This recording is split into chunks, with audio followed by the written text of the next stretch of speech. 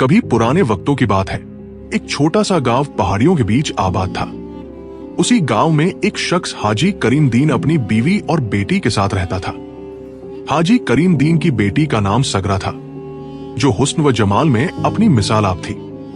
गांव के सभी लोग अक्सर सगरा की खूबसूरती का जिक्र करते और कहते कि अल्लाह ने इस बच्ची पर खास करम किया है। हाजी करीम दीन का घर बहुत सादा सा था, पर दिल के सुकून से लबरेज। वो अपनी बीवी बीबी जहरा और बेटी सगरा के साथ खुश व खिरम जिंदगी गुजार रहा था। मगर तकदीर को कुछ और ही मंजूर था। एक दिन बीबी जहरा शदीद बीमार पड़ गई। दवाइयां, दुआएं, सब कुछ हुआ, मगर चंद ही दिनों में वो दुनिया से रुखसत हो गई। बीबी जहरा की मौत के बाद हाजी करीम दीन का दिल जैसे खाली हो गया। लेकिन सबसे ज्यादा सदमा सगरा को पहुंचा। मां के बगैर उसकी जिंदगी उजड़ गई। आंखों से आंसू थमते ही न थे। मां को याद करके वो घंटों कमरे में रोती रहती। ये सिलसिला पूरा 1 साल चलता रहा। हाजी करीम दीन ने देखा कि बेटी दिन ब दिन टूटती जा रही है। उसने सोचा, अगर मैं दोबारा शादी कर लूं तो शायद कोई औरत सगरा के दिल का खाला भर दे, उसे मां का प्यार दे सके।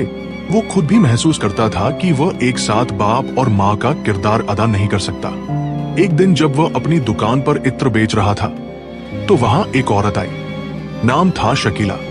शक्ल व सूरत में हसीन, बात करने में निहायत खुशको। वो अक्सर हाजी करीम दीन की दुकान पर आने लगी।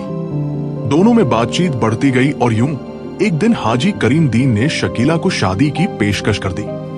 शकीला फौरन राजी हो गई। जब सगरा को खबर मिली कि उसके वालिद दूसरी शादी कर रहे हैं तो वो तड़प कर बोली, अबाजी, मुझे मां के सिवा किसी और को कबूल नहीं। कोई भी औरत मां के जेवर पहने या उसकी जगह ले, ये मैं बर्दाश्त नहीं कर सकती। हाजी करीम दीन ने बहुत समझाया कि घर में औरत की मौजूदगी जरूरी है ताकि वो उसका ख्याल रख सके। लेकिन सगरा किसी कीमत पर मानने को तैयार न हुई। वह चुपचाप अपने कमरे में सिमट कर रहने लगी। कुछ दिन तो नए रिश्ते की नरमी रही, लेकिन फिर शकीला का असली रंग जाहिर हुआ। वो सगरा से सख्ती करने लगी। अक्सर कहती, बस देखती जा, तेरे साथ मैं क्या क्या करती हूं। मगर सगरा ज्यादा परवाह न करती। वो अपने गम में डूबी रहती। एक दिन सगरा ने देखा कि शकीला ने उसकी मां की सुनहरी माला पहन रखी है। ये देखकर उसका दिल जैसे चीर गया।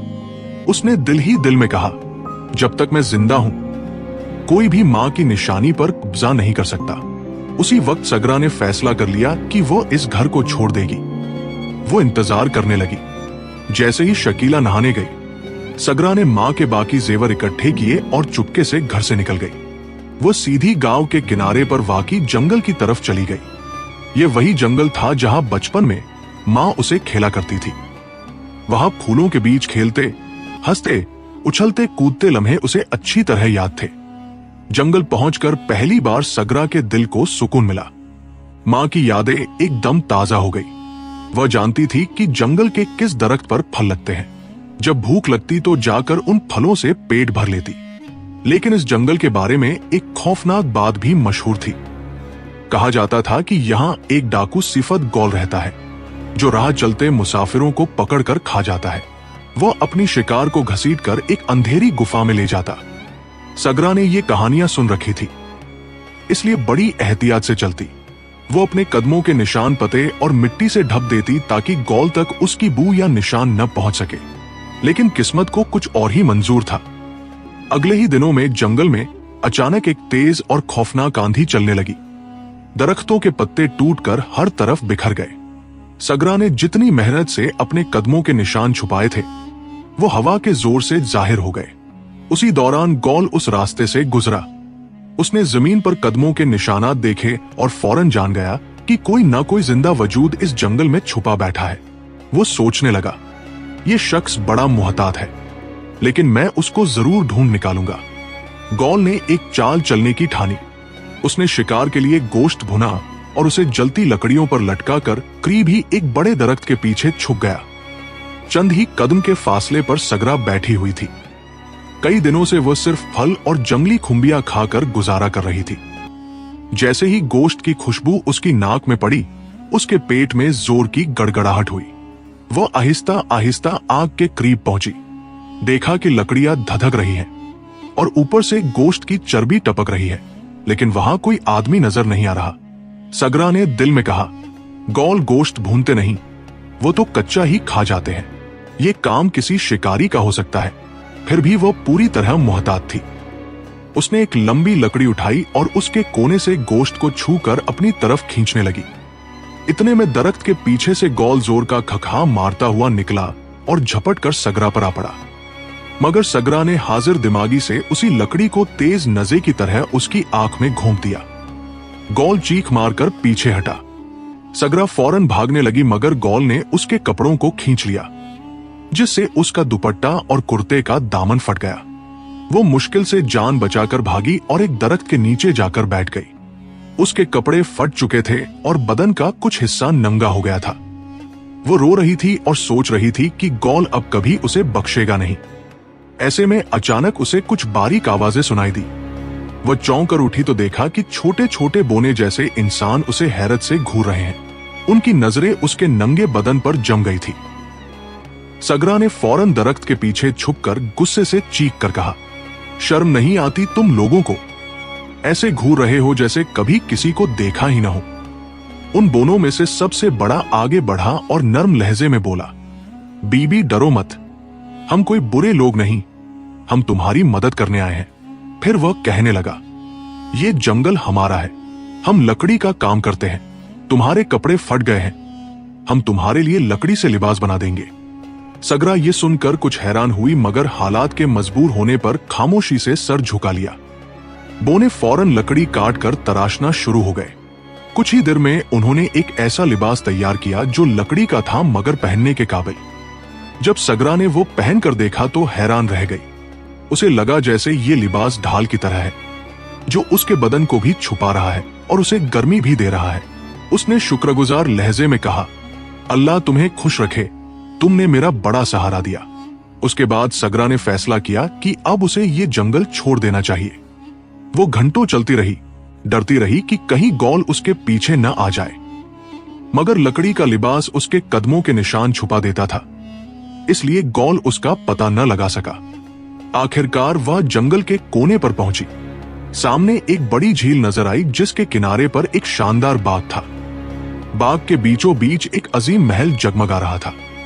सगरा ने सोचा कि अगर वो अपनी असलियत जाहिर करेगी तो लोग उसके हुस्न पर लालच करेंगे, इसलिए उसने एक अमामा बांधा, आवाज को खुरदरी बनाई और खुद को एक लड़के की सूरत में छुपा लिया। वो महल के बाग की तरफ बढ़ी। वहां एक बूढ़ा माली बैठा हुआ था। सगरा ने उससे सख्त लहजे में पूछा, बाबा जी, ये महल और ये बाग किसका है? माली ने मुस्कुरा कर जवाब दिया, बेटा, ये हमारे सुल्तान मोअज़्ज़म का है। कभी कभार वो अपनी बीवी और बच्चों के साथ यहाँ सैर को आते हैं। सगरा ने कहा, मैं एक मुसाफिर हूं, न रहने की जगह है, न खाने को कुछ। अगर कोई काम मिल जाए तो बड़ी मेहरबानी होगी। बूढ़ा माली कुछ देर सोचता रहा, फिर बोला, हमारे यहां बतखों की देखभाल करने वाला खादिम कल ही फौत हुआ है। यह काम तेरे ही नसीब में लिखा है। आओ, मैं तुझे सुल्तान से मिला देता हूं। यूं सगरा को बतखों की निगरानी का काम मिल गया। लोग उसके लकड़ी के कपड़ों को देखकर उसे क्षशबन कहने लगे। सुबह का वक्त था। सगरा, जिसे अब सब क्षशबन के नाम से जानते थे, बतखों को लेकर झील किनारे आई। जैसे ही बतखों ने पानी में छलांग लगाई और तैरना शुरू किया, सगरा ने लकड़ी का लिबास उतारकर एक तरफ रखा और खुद भी ठंडे पानी में उतर गई। कई दिनों की थकान और दुख के बाद ये पहला लम्हा था जब उसे सुकून मिला। झील का पानी उसके दिल की घबराहट को जैसे धो रहा था। बतखियां भी उसके गिर्द मंडलाने लगी। वो हैरत से सगरा को देखने लगी। जैसे जैसे वो पानी में तैरती, बतखियां खुशी से आवाजें निकालने लगी। काका का, सुभान अल्लाह, कैसे हुस्न से बनाया अपने खालिक ने तुझे। सूरज की किरणों और चांदनी की झलक जैसे तुझ में झलक रही है। फिर अजीब करिश्मा हुआ। बतखों ने एकदम अंडे देना शुरू कर दिए। इतने ज्यादा अंडे निकले कि सगरा की आंखें हैरत से खुल गई। उसने फौरन लकड़ी का लिबास दोबारा पहना और अंडे इकट्ठे करके टोकरियों में भरने लगी। शाम तक उसकी झोलियां अंडों से भर गई और बतखियां तार बनाकर उसके पीछे पीछे की तरफ चलने लगी। यह सिलसिला कई दिनों तक चलता रहा। महल के नौकर चाकर भी हैरान रह गए कि इतने अंडे कहां से आ रहे हैं। बात रफ्ता रफ्ता शहजादे तैमूर तक जा पहुंची। वो सोचने लगा कि इस भेद को जरूर जानना चाहिए। एक दिन तैमूर अलसुबह कसर से निकला और चुपके से झील के किनारे पहुंचा। वहां एक बुलंद दरख्त पर चढ़कर छुप गया ताकि देख सके आखिर माजरा क्या है। कुछ ही देर बाद सगरा आई, बतखों को आजाद किया और खुद लकड़ी का लिबास उतारकर झील में उतर गई। शहजादा ये मंजर देखकर हैरान रह गया। उसने सोचा, या अल्लाह, ये शशबन दरअसल एक निहायत हसीन लड़की है। उसने इतना बड़ा राज क्यों छुपाया? वह उसके हुस्न को देखकर दम खुद रह गया। जब सगरा ने गुस्ल के बाद दोबारा लकड़ी का लिबास पहना और अंडे समेटने लगी, शहजादा दरख्त से नीचे उतरने लगा, मगर जल्दबाजी में पांव फिसला और वह जोर से जमीन पर गिरा। टांग मुड़ गई और वह तड़पने लगा। बड़ी मुश्किल से असा के सहारे महल वापस आया। सुल्तान ने फौरन हकीम को बुलाया। हकीम ने दवाइयां दी और कहा, चंद दिन आराम कीजिए, ज्यादा हरकत न कीजिए। शहजादा तैमूर की मां मलिका बीबी हौरीन बेटे को देखकर रोने लगी। आंसू बहाते हुए बोली, हाय मेरा बेटा, अल्लाह करे तू जल्दी ठीक हो जाए। शहजादे ने मां को तसल्ली दी, अम्मा जी, रोना बंद करो। अगर आप शशबन को कहें कि वह मेरे लिए जंगल की जड़ी बूटियों से शोरबा बनाए तो मैं जल्दी तंदुरुस्त हो जाऊंगा। मलिका ने फौरन शशबन को बुलाया और सख्त लहजे में कहा, आज बतखों को छोड़ो, शहजादे के लिए शोरबा बनाकर लाओ। सुना है तुम्हें खाने पकाने का हुनर है। यह सुनकर सगरा का दिल कांप गया। उसे फौरन याद आ गया कि शहजादे ने यकीनन उसका राज देख लिया है। वो धीरे से बोली, बीबी जी, मैं खाने पकाने में माहिर नहीं हूं, ये मेरा काम नहीं।